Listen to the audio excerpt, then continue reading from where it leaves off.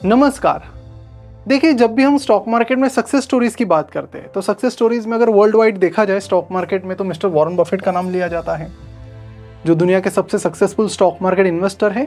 और जब से मैं चेक कर रहा हूँ फोर्ब्स की रिचेस्ट लोगों की लिस्ट, तब से मुझे वॉरेन बफेट टॉप 10 में दिख ही रहे हैं। आज भी वो लगभग थोड़े पीछे गए हैं, लेकिन आज भी वो दुनिया के रिचेस्ट लोगों में से एक है। मिस्टर चार्ली मंगर, उनके पार्टनर, और उसके अलावा कई सारे यूएस में आपको बिलियनियर्स मिलेंगे जिन्होंने स्टॉक मार्केट से काफी सारी वेल्थ कमाई है। इंडिया के, भारत की हमारी बात करें तो मिस्टर झुनझुनवाला का नाम लिया जाता है, मिस्टर विजय केडिया का नाम लिया जाता है, डॉली खन्ना का नाम लिया जाता है।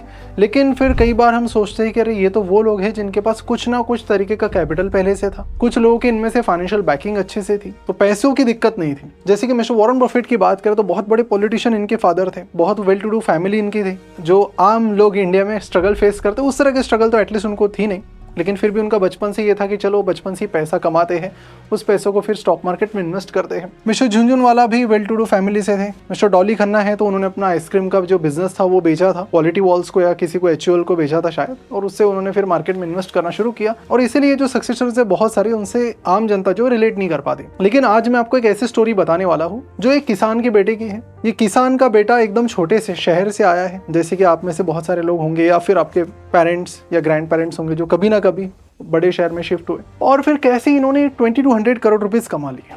बिल्कुल जीरो से शुरुआत की, 2200 करोड़ तक इनकी जर्नी बड़ी इंटरेस्टिंग है। इस इन्वेस्टर का नाम बताने से पहले मैं इनके बारे में आपको थोड़ी सी कहानी बताता हूँ, काफी इंटरेस्टिंग है। तो देखिए, ये जो आते हैं ये कुरूड़ से आते हैं। जो कुरूड़ है ये छत्तीसगढ़ में आता है। बहुत छोटा सा ये टाउन है, लगभग 13,000 लोगों का एक छोटा सा टाउन है। वहां से आते हैं। इनके पिता किसान थे। अब किसानी के साथ साथ जब भी टाइम मिले तब वो दुकान भी चलाया करते थे। कपड़ों की इनकी छोटी सी दुकान थी। तो फैमिली में होता है ना कि कई बार फार्मर्स क्या करते हैं कि खेती करते हैं, लेकिन जब ऑफ सीजन होता है, जब खेती का ज़्यादा काम नहीं होता है, तो ऐसे में कुछ साइड बिजनेस कर लेते। तो वैसा इनका साइड बिजनेस भी था उनके पिताजी का। तो फैमिली उतनी वेल टू डू थी नहीं और स्ट्रगल्स काफ़ी ज़्यादा थी। तो साइकिल ही थी उनके पास, साइकिल से फिर स्कूल जाया करते थे, स्कूल से आया करते थे। तो वहाँ पर जो भी एजुकेशन हुआ उनका, मतलब एक Hindi medium, proper Hindi medium में उन्होंने अपनी पढ़ाई की। और 6th स्टैंडर्ड तक उन्हें इंग्लिश का ABCD भी नहीं आता था। ABCD उन्होंने कब सीखना शुरू किया? 6th स्टैंडर्ड में। थोड़ी पहले की बात है, क्योंकि ये जो इन्वेस्टर है अभी इनकी एज भी 50 के अराउंड है या थोड़ी सी ज़्यादा होगी। तो पूरा एक वैसा वाला माहौल था। जब उन्होंने सोचा कि यार ग्रेजुएशन के बाद क्या करना है, तो उनको पता नहीं था क्या करना है। तो ऐसे में किसी ने उन्हें बताया कि MBA कर लो, तुम कर लो MBA। अब MBA का शब्द, ये जो MBA वर्ड है, ये भी उन्होंने पहली बार तब सुना। अब उसके बाद फिर कुछ करना है तो मुंबई निकल गए वहाँ से। तो मैं जिस सक्सेसफुल इन्वेस्टर की आज बात कर रहा हूँ उनका नाम है मिस्टर मधुसूदन केला। फिर MBA करने फिर ये मुंबई आए। मुंबई में एक पहले जो अटेम्प्ट था, पहला अटेम्प्ट, उसमें तो उन्हें कोई कॉलेज मिला नहीं। फिर प्रिपरेशन करने लगे एंट्रेंस का, और हॉस्टल में रह रहे थे तो प्रिपरेशन करने लगे। फिर बाद में एक MBA कॉलेज में एडमिशन मिली। लेकिन इसी दौरान कुछ ऐसी चीज़ हुई जिससे उनकी पूरी लाइफ ही बदल गई। एक बार ऐसे उन्होंने किसी को फ़ोन पर बात करते हुए सुना कि स्टॉक मार्केट में मैंने आज इतने इतने पैसे कमाए, और उस व्यक्ति को उन्होंने 2-3 बार कॉल पर सुना स्टॉक मार्केट के बारे में बात करते हुए। और फिर मिस्टर केला कहते कि उसके बाद 2-3 दिन तो मुझे नींद ही नहीं आई कि यार ये स्टॉक मार्केट होता क्या है, तो मुझे इसमें जाना है, ये कुछ तो भी इंटरेस्टिंग है। और लव एट फर्स्ट साइट जिसे कहते हैं कि मतलब पहली नज़र में प्यार हो जाना, तो उन्हें स्टॉक मार्केट के साथ नाम सुनते ही प्यार हो गया कि ये कुछ इंटरेस्टिंग चीज लग रही है, मुझे ये करना है। लेकिन फिर देखिए, स्टॉक मार्केट में जब किसी को भी स्टार्ट करना है तो 2 प्रॉब्लम्स है। पहला प्रॉब्लम कि आपको सीखना पड़ेगा, आपको stock market is the first step. And second step क्या है आपकी कि वीडियो में आगे बढ़ने से पहले बस क्विकली आपको बता दूं कि अगर आप कहीं ना कहीं कंपनीज का वैल्यूएशन निकालने में स्ट्रगल कर रहे हो, यानी कि कौन सा स्टॉक अंडर वैल्यूड है, कौन सा ओवर वैल्यूड है, ये पता करने में आप कहीं ना कहीं स्ट्रगल कर रहे हैं और वैल्यूएशन सीखने के लिए आप सुपर सीरियस है, तो हमारा 3 मंथ्स का वीकेंड वैल्यू इन्वेस्टिंग कोहॉर्ट आपके लिए है, जहां पर आप सीखेंगे कि कैसे अंडर वैल्यूड बेट्स को ढूंढा जाए, जिसमें हम वैल्यू इन्वेस्टिंग की सातों स्ट्रेटेजीज समझा रहे हैं। इंटरेस्टिंगली वैल्यू इन्वेस्टिंग सीखने का इससे बेटर टाइम हो नहीं सकता, क्योंकि अभी हम देखें तो मार्केट में काफी तेजी से मार्केट गिर रहा है, कई सारे सेक्टर्स तो बहुत क्रेजीली गिरे हैं। तो ऐसे में उनमें अगर अंडर वैल्यूड अपॉर्चुनिटीज ढूंढनी है तो वैल्यूएशन की समझ जरूरी है, जो आपको यहाँ सीखने मिलेगी। इसका 40 मिनट का लाइव डेमो आज शाम को रखा गया है 8 बजे, जिसे आप यहाँ नीचे डिस्क्रिप्शन और कमेंट बॉक्स में दी गई लिंक पर क्लिक करके देख सकते हो। तो सी यू देयर। चलिए बढ़ते हैं वीडियो की तरफ। फिर आपको लगता है पैसा, जिसे हम कैपिटल कहते हैं, कि सीखना भी है और कैपिटल भी चाहिए। तो सोचते सोचते फिर उन्होंने डिसाइड किया कि इन दोनों प्रॉब्लम्स की सोल्यूशन क्या हो सकती है। तो सीखना है तो उन्होंने फिर किताबें से पढ़ना शुरू किया, क्या होता है स्टॉक मार्केट, कैसे ये काम करता है। जैसे जैसे पढ़ना शुरू किया इंटरेस्ट और ज्यादा जाग गया। अब इसमें जाना ही है, लेकिन फिर क्या है कि यहाँ पर पैसों की भी जरूरत पड़ती है। अब देखिए इन्होंने 2200 रुपीज कमाए, लेकिन शुरुआत जीरो से की है, तो फिर शुरुआती पैसा आएगा कहाँ से, क्योंकि फैमिली बैकग्राउंड उतना अच्छा है नहीं, लोअर मिडिल क्लास फैमिली से आते थे। तो उन्होंने सोचा कि इन दोनों चीजों को एक साथ कैसे सॉल्व किया जाए, दोनों चीजों को एक साथ कैसे सॉल्व किया जाए। आप बताइए, आप सोच के देखिए कि आप कैसे इसे सॉल्व करते, कि आप स्टॉक मार्केट सीख रहे हो, साथ साथ पैसा भी बना रहे हो। अब इसका सोल्यूशन था कि इन्होंने फिर दिमाग लगाया कि अगर मैं इक्विटी रिसर्च एनालिस्ट का जॉब करता हूं तो मैं स्टॉक मार्केट में और इन डेप्थ नॉलेज भी हासिल करूंगा, नंबर 1 सैलरी में मुझे पैसा भी आएगा, तो कैपिटल भी बन गया। तो एमबीए के बाद उन्होंने फिर तुरंत इस फील्ड में, इक्विटी रिसर्च एनालिस्ट की फील्ड में जॉब करना शुरू किया। वहां पर उन्होंने अलग अलग कंपनीज में इन डेप्थ नॉलेज हासिल करना शुरू की। स्टॉक मार्केट में वो सीखते गए, वैसे ऐसे कॉन्फिडेंस भी आता चला गया। 2-3 कंपनीज के बाद उन्होंने मोतीलाल ओसवाल को ज्वाइन किया, जो कि मतलब तब भी फाइनेंशियल सर्विसेज में काफी एक रेप्यूटेड कंपनी थी, आज भी है। वहां पर भी उन्होंने स्टॉक मार्केट के बारे में बहुत सारी चीजें सीखी, सैलरी आ रही थी, बाकी सारी चीजें भी हो रही थी, तो पैरेलली दोनों चीजें चल रही थी। लेकिन उनके करियर का जो टर्निंग पॉइंट आया, पहला टर्निंग पॉइंट तो होता कि जब उन्होंने किसी को स्टॉक मार्केट के बारे में बोलते हुए सुना, और दूसरा टर्निंग पॉइंट था जब साल 2001 में उन्होंने रिलायंस म्यूचुअल फंड को ज्वाइन किया। ये कहानी भी बड़ी इंटरेस्टिंग है रिलायंस म्यूचुअल फंड ज्वाइन करने की उनकी। इसका नाम अभी निप्पॉन म्यूचुअल फंड हुआ है, रिलायंस नाम से आपको नहीं मिलेगा। तो 2001 में उन्हें रिलायंस म्यूचुअल फंड में हायर किया गया, ये देखकर कि ये जो व्यक्ति है ये बिजनेस को लेकर काफी पैशनेट व्यक्ति है। उन्होंने अपनी जिंदगी में कई सारे 10-12 साइड बिजनेस, साइड हसल्स की थी, मतलब खून खून में बिजनेस दौड़ रहा था, बिजनेस की अंडरस्टैंडिंग भी अच्छी थी। और उस टाइम उन्हें as a fund manager hire नहीं किया गया रिलायंस में, इनफैक्ट वो उस डिपार्टमेंट में भी नहीं थे। लेकिन फिर उन्होंने देखा कि रिलायंस म्यूचुअल फंड में म्यूचुअल फंड डिवीजन में ज्यादा कुछ हो नहीं रहा है, बहुत छोटा सा है। उनके जो मैनेजर थे, हेड थे, उनसे बात की कि मैं यहाँ पर अगर कुछ इन्वॉल्व होकर कुछ करके देखूं तो चलेगा क्या। और बड़ी कंपनी में अनफॉर्चुनेटली उतनी फ्रीडम होती नहीं है, लेकिन उस टाइम क्योंकि म्यूचुअल फंड बिजनेस काफी छोटा था तो वो फ्रीडम का फायदा उन्होंने पूरा उठाया। उन्हें बोला गया कि ठीक है आप ट्राई करो, और फिर वहां से उन्होंने मल्टीपल फंड्स मैनेज करना शुरू किया। बाद में वो जो बहुत सारे फंड मैनेजर्स की टीम को भी लीड करने लगे। अब इसी बीच मतलब बहुत सारे लोगों को पता नहीं होगा कि 2004 से 2010 के बीच उनका एक फंड था जिसने बहुत ही क्रेजी रिटर्न्स दिए। उन रिटर्न्स की भी मैं बात करूंगा। इसका नाम था रिलायंस ग्रोथ फंड। क्या नाम था? Reliance growth fund.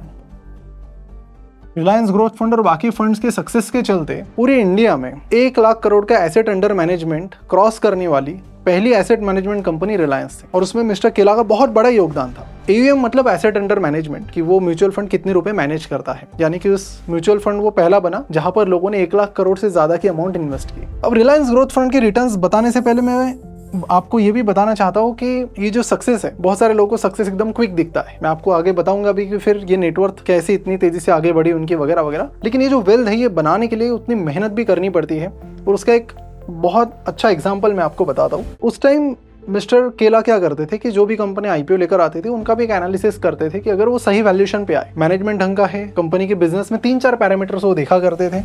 मैं आपको यहाँ पर नोट डाउन करता हूँ। ROE यानी रिटर्न ऑन इक्विटी, ROC यानी return on capital employed, company का फ्री कैश फ्लो, और equity dilution.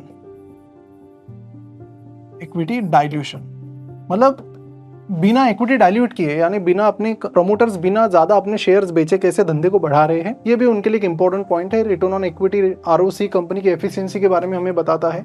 Free cash flow बताता है कि भाई सही में पैसा आ रहा है नहीं आ रहा, और उसमें भी फ्री कैश कितनी है। ये कहीं ना कहीं हमने चैनल पे कवर किया ही है। अगर आप चाहते हो कि ये सारी चीजें मैं वापस से किसी एक वीडियो में बनाऊं तो नीचे कमेंट करके बताइए। बहुत ज्यादा लाइक्स आ गए तो जरूर कवर करूंगा, जैसा हम हर बार करते हैं। ये तो हो गए क्वांटिटेटिव फैक्टर्स। इसके साथ ही क्वालिटेटिव फैक्टर पर वो बहुत ज्यादा फोकस करते थे। वो था कि चैंपियन एंटरप्रेन्योर। चैंपियन एंटरप्रेन्योर मतलब वो एक एनर्जी होनी चाहिए। मतलब उनकी पहले से आदत थी कि जब वो छोटे फंड मैनेजर थे या फिर एक छोटे इक्विटी रिसर्च एनालिस्ट थे, तब तो उन्हें ज्यादा मिलने नहीं मिलता था प्रमोटर से, बहुत स्ट्रगल होती थी। वैसे एक स्टोरी के बारे में बात करेंगे। लेकिन जैसे वो बड़े इन्वेस्टर बन गए तो जिस कंपनी में इन्वेस्ट करना है उससे खरीदने से पहले, उसके शेयर्स खरीदने से पहले वो प्रमोटर के साथ बैठते हैं डिनर पर, लंच पर, और फिर कैजुअल टॉक से समझने की कोशिश करते हैं कि कंपनी का मैनेजमेंट कैसा है। अगर उन्हें वो ढंग का लगा, ये सारी चीज़ें सही लगी, और वैल्यूएशन मोस्ट इंपॉर्टेंटली, उसके बाद कंपनी का वैल्यूएशन ये कॉम्बिनेशन अगर उनको सही लगा तो फिर वो कंपनी की तरफ जाते हैं। अब ऐसे में उस टाइम एक कंपनी का आईपीओ आया और ये जो डेट है ये भी उनके लिए काफी इंपॉर्टेंट थी, 17 फरवरी 2003। अगर आईपीओ मार्केट, आईपीओ टेबल आप चेक करोगे तो आपको पता चलेगा ये वो तारीख है जब दिवीज लैब का आईपीओ ओपन हुआ था। दिवीज लैब डॉक्टर मुरली दिवी इनकी कंपनी है जो कि हैदराबाद बेस्ड कंपनी है। कंपनी के सारे फंडामेंटल्स डिक्लेयर हुए। रेड हेरिंग प्रॉस्पेक्टस आईपीओ का आता है, जैसे वो आ गया सारी डिटेल्स आ गए, मिस्टर केला को सारी चीजें भी सही लगी। उस टाइम कंपनी का जो मार्केट कैप था आईपीओ के टाइम वो था 140 करोड़ का। सारी चीजें सही थी। इक्विटी डाइल्यूशन सिर्फ 4 करोड़ है। 4 करोड़ प्रमोटर्स ने डाइल्यूट किए थे, उसके बाद प्रमोटर्स ने कभी 1 पैसा डाइल्यूट नहीं किया है। आज कंपनी का मार्केट कैप मैं बताऊंगा आज कितना है। तो दिवीज लैब का आईपीओ आया। अब ये जो चैंपियन एंटरप्रेन्योर वाली चीज़ चेक करनी है, कंपनी का मैनेजमेंट एनालिसिस करना है तो कैसे करे, तो इनके इंटरव्यू का वो वेट करने लगे, लेकिन कहीं पर उन्होंने इंटरव्यू दिया ही नहीं। अब सारी चीज़ें क्लियर होने के बाद सिर्फ एक चीज़ की वजह से उनकी पूरी स्टोरी स्टक हो गई कि मुझे बस ये मेक श्योर करना है कि प्रमोटर्स अच्छे और we are good to go. लेकिन वो तो पता ही नहीं चल रहा है क्योंकि प्रमोटर कहीं पर इंटरव्यू दे ही नहीं रहे, कहीं पर किसी से बातें नहीं कर रहे, तो ऐसे कैसे पता चलेगा। तो काफी निराश हताश हो गए कि यार कुछ मिल नहीं रहा है, बाकी सारी चीजें तो बड़ी सही लग रही है लेकिन बिना इसके आई कांट गो अहेड। तो इसी बीच उन्हें कहीं से टिप मिल गई, इन्फॉर्मेशन मिल गई कि डॉक्टर मुरली दिवी एक फ्लाइट से लंदन जा रहे हैं। देखिए अब ये इन्फॉर्मेशन हो सकता है कि बाकी कई सारे लोगों के लिए ज्यादा यूजफुल ना हो, लेकिन मिस्टर केला के लिए बहुत ज्यादा यूजफुल थी। वो बोले कि यार I want to invest in this company, fund हमारा बड़ा है, अगर ये ब्रेक थ्रू हो गया, एक अच्छी इन्वेस्टमेंट होकर आ गई क्योंकि वैल्यूएशन भी काफी सही था, सारी चीजें सही थी, तो it could create a magic for my investor. तो मुझे कुछ ना कुछ करना पड़ेगा। तो उन्होंने क्या किया, मुंबई टू लंदन उसी फ्लाइट का टिकट बुक कर लिया। काम उनको कुछ नहीं था वहां जाके, तो तुरंत वो बैठे और उनको पता था कि मिस्टर मुरली दिवी बिजनेस क्लास में बैठेंगे, वो भी वहां पर चले गए। वहां पर उन्होंने डॉक्टर दिवी से बात की, रिक्वेस्ट की पर्टिकुलरली कि मैं so and so fund manager हूँ रिलायंस म्यूचुअल फंड में, और मैं सिर्फ आपको मिलने के लिए इस फ्लाइट में बैठा हूँ, मेरा कोई और मकसद नहीं है। आप ये देख लीजिए मेरी रिटर्न फ्लाइट यहाँ से जाने के बाद कुछ ही घंटों में, मेरा कुछ काम नहीं है लंदन में, मैं बस आया हूँ वापस निकल जाऊंगा। तो इतनी बातें सुनने के बाद डॉक्टर दिवी को भी लगा कि ठीक है यार सीरियस बंदा लग रहा है, तो कर लेते बात। तो इसी बीच मिस्टर केला ने बहुत सारे अपने सवाल पूछे, डाउट पूछे और समझने की कोशिश की कि मैनेजमेंट कैसा है, फ्यूचर प्रोस्पेक्ट्स क्या है कंपनी के, किस डायरेक्शन में कंपनी जा रही है। सारी चीजें समझने के बाद मतलब जैसे वो फ्लाइट से उतरने लगे तो तब तक मिस्टर केला श्योर थे ये कंपनी सारे पैरामीटर्स पर सही है, इसमें इन्वेस्ट करने में कोई प्रॉब्लम नहीं है। तुरंत अपनी रिटर्न फ्लाइट पकड़ के वो आ गए इंडिया और अपने फंड के जरिए उन्होंने दिवीज लैब में इन्वेस्ट किया। 2003 में 140 करोड़ का मार्केट कैप था इसका, यानी कंपनी की साइज 140 करोड़। आज अगर देखेंगे तो it is somewhere close to 1,60,000 crore, यानी अगर देखा जाए तो 1000 गुना से भी ज्यादा रिटर्न अगर परसेंटेज में देखा जाए तो 1,00,000% से भी ज्यादा के रिटर्न अगर आज तक वो होल्ड कर दे। खैर उनके फंड ने बाद में फिर कुछ बेच भी दिया दिवी का, मतलब थिंक इज दैट ये क्रेजी मल्टीबैगर ये स्टॉक साबित हुआ रिलायंस के लिए। और ऐसे ही कई सारे स्टॉक्स उन्होंने चुने, कुछ अपने फंड के लिए, कुछ खुद के लिए। फिर उसमें सीमेंस होगा, फिर उसमें जिंदाल ग्रुप की कंपनी JSPL थी, फिर उसमें रिसेंटली अगर बात करें 4-5 सालों में तो चॉइस इंटरनेशनल है। ऐसे कई सारी कंपनीज जिनके लिए मल्टीबैगर साबित हुई। और इन्हीं सारी चीजों के चलते रिलायंस ग्रोथ फंड ने 2004 से लेकर 2010, जिसमें हमारा 2008 का जो क्राइसिस था, क्रेजी क्राइसिस, वो भी शामिल है, उसके बावजूद उसके 32% CAGR रिटर्न्स कमाए, जो उस साल जो म्यूचुअल फंड के शुरुआती दिनों में काफ़ी रेयर था। इस परफॉर्मेंस के चलते मतलब Reliance mutual fund was like growing like anything. साल 2017 तक मिस्टर केला वहाँ पर थे, बाद में उन्होंने छोड़ दी, खुद से इन्वेस्ट करने लगे। वो क्या करने लगे उससे पहले मैं आपको थोड़ा ये भी समझा देता हूँ कि इन सक्सेसेस के साथ साथ कुछ फेलियर्स भी उन्हें देखने पड़े। JP एसोसिएट्स जैसी कंपनीज में उनका भी नुकसान हुआ है, जैसे बहुत सारे लोगों का हुआ है। कुछ कुछ अपॉर्चुनिटीज उनके भी हाथ से निकल गई, जैसे आपके और मेरे हाथ से निकल जाती है। उन्होंने इसमें इन्वेस्ट करने का प्लान किया था रैडिको खैतान में, और बहुत अर्ली एग्जिट ले ली, बड़ी अमाउंट भी नहीं की थी, बाद में थोड़ा बहुत रिग्रेट हुआ, बट वो हर किसी के लिए कॉमन स्टोरी है कभी ना कभी। So the thing is that कि स्टॉक मार्केट में अगर आप लॉन्ग टर्म के लिए बने रहते हो और अच्छी कंपनी वैल्यूएशन, मैनेजमेंट और क्वांटिटेटिव एनालिसिस यानी फंडामेंटल एनालिसिस, इन तीनों के बेसिस पर आप कंपनी चुनते हो और लॉन्ग टर्म में बने रहते हो तो पैसा आपका बन जाता है। बट जरूरी नहीं कि सारी की सारी कंपनी चलेगी। जैसे मिस्टर केला भी कहते हैं कि 100 में से 50-60 कंपनीज भी चल गई तो भी आपका पैसा बन जाता है, क्योंकि होता है कि जब कोई स्टॉक गिरता है तो मैक्सिमम डाउन साइड आपकी 100% होती है, लेकिन जो अपसाइड होती है वो अनलिमिटेड है। अगर किसी के फंड में, पोर्टफोलियो में दिवीज लैब अगर हुई होती और बाकी और 10 स्टॉक्स भी होते तो 9 भी फेल हो जाते तो भी दिवीज अकेले उनके लॉसेस भी कवर कर लेते और एक्स्ट्रा के रिटर्न्स भी उनको कमा देती। So this is the beauty of stock market. बस पॉइंट ये है कि आप अच्छी कंपनीज चुनो और लॉन्ग टर्म के लिए बने रहो, जिसमें से किसी एक चीज में लोग जनरली फंस जाते हैं। जब दोनों भी सही हो जाए तो फिर कोई चांस ही नहीं कि फिर आपको कम रिटर्न्स मिले। अब इसके बाद 2017 में फिर उन्होंने डिसाइड किया कि अभी थोड़ा आराम करते हैं, रिटायर हो जाते हैं। बाद में उन्होंने एक कंपनी को अक्वायर किया और कंपनी का नाम बदल कर रख दिया MK वेंचर्स, ये पब्लिकली लिस्टेड यानी स्टॉक मार्केट पर लिस्टेड कंपनी है। अब आप बस इनकी सक्सेस स्टोरी सुनकर मत जाइए तुरंत कि चलो अब मैं कंपनी का शेयर खरीद लेता हूँ। Don't do that. Why? Because ये जो कंपनी अभी तक इन्होंने अपना बिजनेस मॉडल डिस्क्लोज नहीं किया है। हमने इनके कॉन्फ्रेंस कॉल और सारी चीजें बड़े केयरफुली पढ़ी है, देखी है। तो ये NBFC बिजनेस में एंटर कर रहे हैं। NBFC मतलब लोन देने वाली कंपनीज में। लेकिन अभी तक मैनेजमेंट ने कुछ क्लियर बताया नहीं कि कब से शुरू होगा, क्या होगा। तो पिछले 2-3 सालों से डालम डोली चल रहा है शेयर, ज्यादा कुछ मूवमेंट या फिर something business point of view से यहाँ पर नहीं। आप रेवेन्यू प्रॉफिट भी देखोगे तो नहीं है, बट फिर भी इनकी इंडिविजुअल इन्वेस्टमेंट्स काफी ज्यादा है। अभी भी चॉइस इंटरनेशनल में इन्वेस्टमेंट्स है। आप ट्रेंड लाइन इस वेबसाइट पर आज देखोगे, उनकी कई सारी इन्वेस्टमेंट्स आपको दिखेगी। रिसेंटली उन्होंने कहा है कि मैंने वारी एनर्जीज में इन्वेस्ट किया है, और भी कई सारी इन्वेस्टमेंट्स उनकी सारी की सारी आपको ट्रेंड लाइन पर मिलेगी, जिसमें उनकी 1% से ज़्यादा की इक्विटी है, क्योंकि वहाँ पर पब्लिक डिस्क्लोजर हो जाता है। यहाँ पर अगर आप ये ग्राफ देख रहे हो तो यहाँ पर आप देख सकते हो कि किस तरह से उनकी नेटवर्थ जो है वो लगातार बढ़ती चली गई। बीच में वो 4000 करोड़ के करीब चली गई थी, बाद में मार्केट फॉल और बाकी कारणों के कारण ये अभी 2200 करोड़ के करीब है। और ये सारी चीज़, इन सारी चीज़ों की शुरुआत अगर कहीं से हुई है तो वो है ज़ीरो से शुरू हुई है।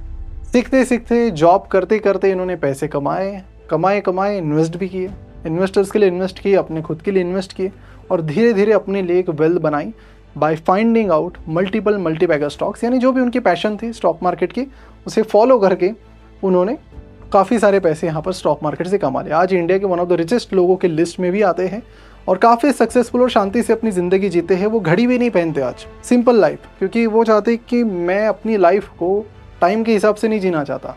जब मेरी मर्जी हो तब मैं स्टॉक का एनालिसिस करूँगा, स्टॉक देखूंगा, जब लगे कि थक गया हूँ, अभी आराम करना चाहिए, तो जाके बैठ जाता हूँ। तो ये एक खासियत भी है कि जब आपके पास, आप वेल्दी बन जाते हैं तो आपके पास वो फ्रीडम भी रहती है कि आप जैसे चाहे वैसे कर सकते हैं, कोई आपको टोकने के लिए, बोलने के लिए नहीं होता है। So this is the story of mister Madhusudan केला, जो किसान के बेटे हैं, छोटे से शहर से आते हैं, और आज इतना बड़ा एम्पायर उन्होंने बना कर रखा है। तो कुछ भी इम्पॉसिबल नहीं है मार्केट में या फिर कहीं पर भी। बट बस ये वीडियो मैंने जनरली चैनल के बहुत शुरुआत में मैं सक्सेस स्टोरीज के वीडियोस डालता था। आज बहुत दिनों बाद मैंने सोचा कि ये भी आना चाहिए, क्योंकि मार्केट में काफी एक स्टॉक मार्केट डाउन चल रहा है, बहुत सारे लोग डीमोटिवेट हो रहे हैं, लेकिन साथ ही कंपनी के वैल्यूएशन भी काफी चीप वैल्यूएशंस पर धीरे धीरे आ रहे हैं। तो ये वही टाइम होते हैं जब आपको अपॉर्चुनिटीज भी मिलती है। तो अगर आप सही एनालिसिस करते हो और लॉन्ग टर्म के लिए बने रहते हो तो धंधा बढ़ेगा, बिजनेसेस ग्रो होंगे, तो ऑफ कोर्स आपको फायदा मिलेगा। फिर मार्केट में लोग ज्यादा आए ना आए, क्योंकि हम देखेंगे तो कुछ सेक्टर्स जैसे प्राइवेट बैंकिंग है, उसके बाद IT सेक्टर है, वो कुछ खास परफॉर्म नहीं कर रहे। लेकिन अगेन जो इमर्जिंग सेक्टर्स है, they are doing very well. अभी डेटा सेंटर के लिए भी पैकेज ऑफर किया गया, टैक्स हॉलिडे दिया गया फॉरेन कंपनीज को, तो डेटा सेंटर का बिजनेस हो गया। और भी कई सारे इमर्जिंग सेक्टर्स लगातार आ रहे हैं, उनमें सही अपॉर्चुनिटीज, सही वैल्यूएशन पर आपको ढूंढनी है, एंड बस शुरू करना है। देखिए ऐसे कई सारी सक्सेस स्टोरी स्टॉक मार्केट में एकदम जीरो टू हीरो वाली आने वाले टाइम में कोशिश करूंगा कि उनको भी आप तक पहुंचाऊं। तो फिलहाल मैं यहीं पर रुकता हूं, मिलते हैं अगली वीडियो में। Thank you so much. और जाते जाते हमारे वैल्यू इन्वेस्टिंग कोहोर्ट को जरूर चेकआउट कीजिए, उसका 40 मिनट का फ्री सेशन आज शाम 8 बजे रखा गया है, बिल्कुल भी मिस आउट मत कीजिए। See you there, bye bye, take care.